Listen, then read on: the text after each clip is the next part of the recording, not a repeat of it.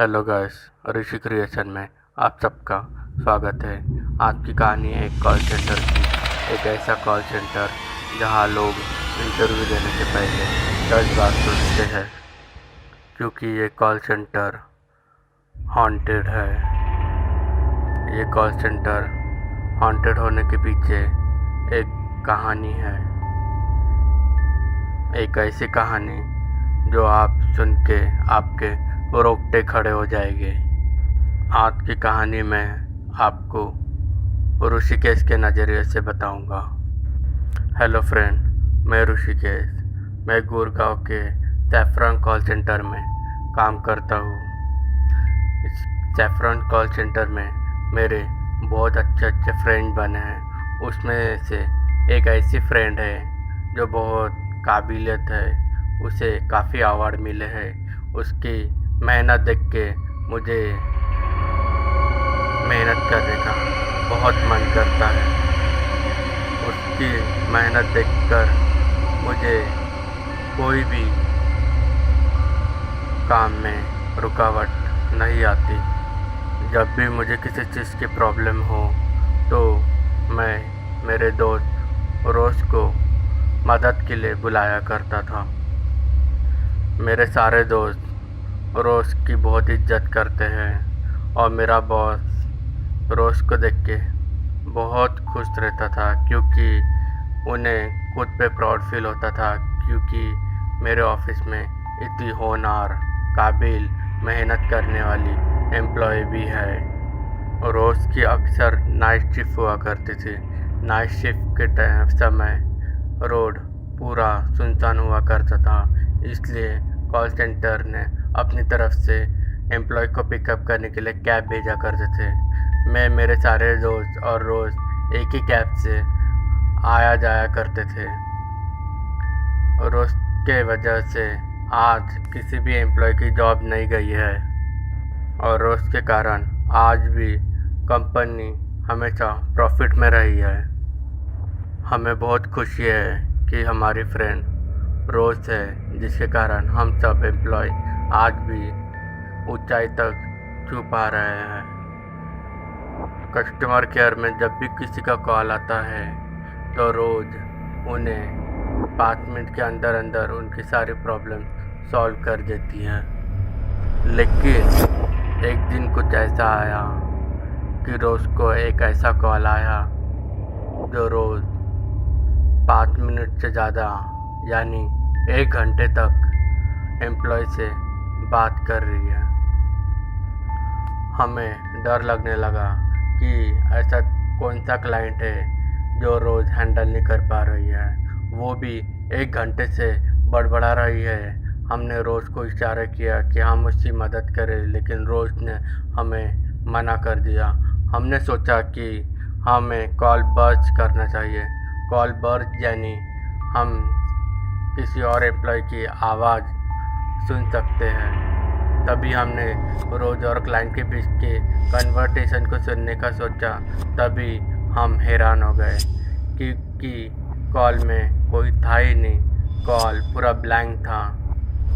हम शॉक हो गए। हमने सोचा रोज़ इतने देर से किसके साथ बड़बड़ा रही है।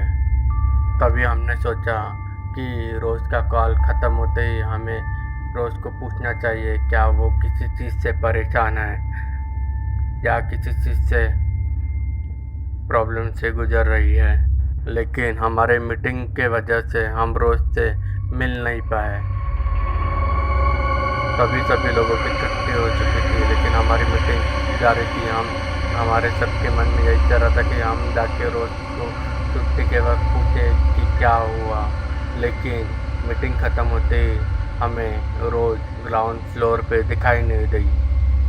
तभी हमने सोचा कि रोज़ किसी प्रॉब्लम में होंगी या रोज़ का मूड ऑफ होगा, तो इस वक्त डिस्टर्ब ना करे तो अच्छा होगा। शायद वो कल आ जाएगी, कल बात कर लेंगे कि रोज़ को आखिर हुआ क्या, कल क्यों उसका मूड ऑफ है, क्या है। लेकिन दूसरे दिन इंतज़ार किए, लेकिन रोज़ ऑफिस में आई ही नहीं। ऐसे एक दो दिन गुजर गया, हमें लगा कि रोज़ की तबीयत खराब होगी, हमें उसे कॉल करके पूछना चाहिए, लेकिन उसका कॉल आउट ऑफ सर्विस आ रहा था। तभी दिन महीने में बदल गए। हमें रोज़ की टेंशन आने लगी क्योंकि उससे हमारी अभी तक बात ही नहीं हुई। अगर वो ऑफिस छोड़ के जाना ही चाहती थी तो हम सबको बता के भी जा ही रहती, लेकिन उन्होंने हमें ऐसा कुछ नहीं बताया, ना ही कंपनी को इन्फॉर्म किया। तभी संडे के दिन हम सब फ्रेंड ने मिलके सोचा कि हाँ क्यों ना हम रोज़ के रूम में जाके मिले जहाँ वो रेंट से रहती है। तभी संडे के दिन हम सब फ्रेंड मिलके रोज़ को सरप्राइज़ करना हम उसके रूम पे जा ही रहे थे। तभी वहाँ मकान मालिक आया। तभी हमने मकान मालिक से पूछा कि आपके घर में जो रोज़ रहती है वो काफ़ी दिन से नहीं आई, हमें उनसे मिलना है। तभी मकान मालिक ने कहा कि आप किस रोज़ की बात कर रहे हैं, यहाँ कोई रोज़ नहीं रहती है, ये घर तो मैं अपने गोडाउन के लिए यूज़ करता हूँ। आप ऐसा कैसे कह सकते कि यहाँ कोई रोज़ रहती है। तभी हमें उस पर डाउट होने लगा। तभी हमने वहाँ पे हाँ मिला के बाजू के पड़ोसियों से पूछा और रोज़ की फ़ोटो ही दिखाई कि क्या यहाँ पे कोई रोज़ रहती है क्या। तो बाजू के पड़ोस वाले ने भी कहा कि ये लड़की को हम पहली बार देख रहे हैं, यहाँ कोई लड़की नहीं रहती। हमने दो चार पड़ोस वालों को भी पूछा है, तभी दो चार पड़ोस वालों ने भी यही कहा कि यहाँ कोई रोज़ नाम की लड़की नहीं रहती है। आखिर पड़ोस झूठ क्यों बोल सकते हैं। तभी हमने पुलिस में इन्फॉर्म कर दिया क्योंकि हमें डाउट हो रहा था कि रोज़ किसी बुरे हालत में है। तभी हमने सोचा कि क्यों ना हम कंपनी से रोज़ का परमानेंट एड्रेस निकाला जाए। काफ़ी मुश्किल से मकसद करते ही हमें रोज़ के घर का परमानेंट एड्रेस मिला। तभी हम गुड़गांव के बाहर पास के गांव में एक रोज़ का एड्रेस पे पहुँचे। तभी वहाँ रोज़ के पिताजी हमसे मिले। हमने कहा कि हम रोज़ के ऑफिस में काम करने वाले उसके फ्रेंड्स हैं, क्या हम अंदर आ सकते हैं। तभी उनके पिताजी ने हमें अंदर बिठा के चाय नाश्ता करवाया। तभी रोज़ की मम्मी भी आके बैठ गई। तभी हमने उन्हें पूछा कि रोज़ इतने दिन से ऑफिस क्यों नहीं आ रही है। तभी उसके माँ रोने लगी। हमने उससे पूछा आप क्यों रो रही है, क्या रोज़ को कुछ हुआ है। तब उसकी माँ ने रोज़ की तस्वीर की तरफ इशारा की है। हमारे रोकटे खड़े हो गए क्योंकि रोज़ की मौत हो चुकी थी। तभी हमने उसकी मम्मी को उसके मौत का कारण पूछा तो उसके मम्मी ने कहा कि उसे हार्ट अटैक आया था, इसके कारण उसकी मौत हो गई। इसी बात का हमें बहुत दुख हुआ कि उसकी हार्ट अटैक हो गई थी, हार्ट अटैक से मौत हो चुकी थी। पर तभी हमने पूछा कि 1 महीना पहले इसे कब हार्ट अटैक आया। तभी उसके पिताजी शॉक हो गए। तभी उसके पिताजी ने कहा कि ये आप क्या कह रहे हैं, 1 महीना पहले कैसे हार्ट अटैक आ सकता है।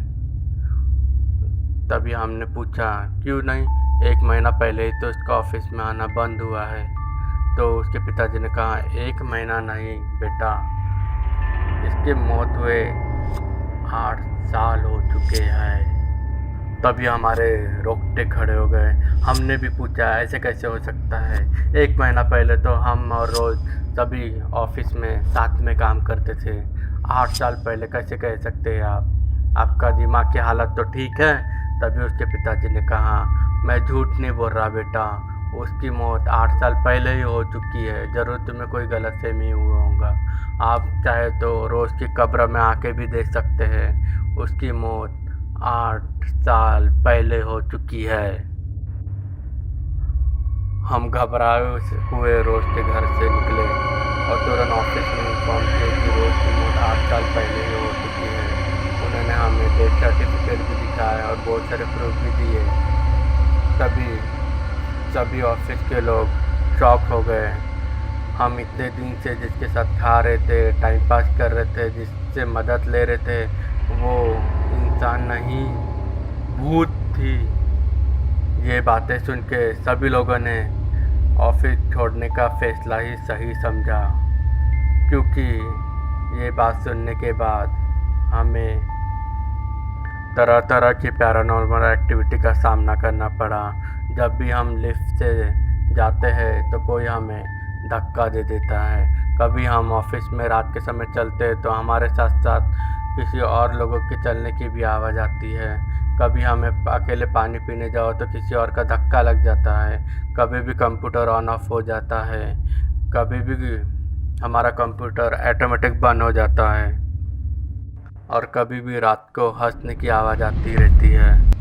और रात के समय सिक्योरिटी गार्ड भी ऊपर जाने की हिम्मत नहीं करता, क्योंकि उसे ऑफिस की खिड़की से किसी का साया भी दिखाई देता है। आज मेरा ऑफिस सुनसान पड़ा है। अगर आपको मेरी फ्रेंड रोज से मिलना है तो गुड़गांव के सैफरॉन कॉल सेंटर पे मेरे फ्रेंड से मिलने आइए। नहीं तो आप इंटरनेट में मेरा ऑफिस देख सकते हैं। आप चाहे तो अपने कस्टमर केयर को कॉल करके देख लीजिए, क्या वो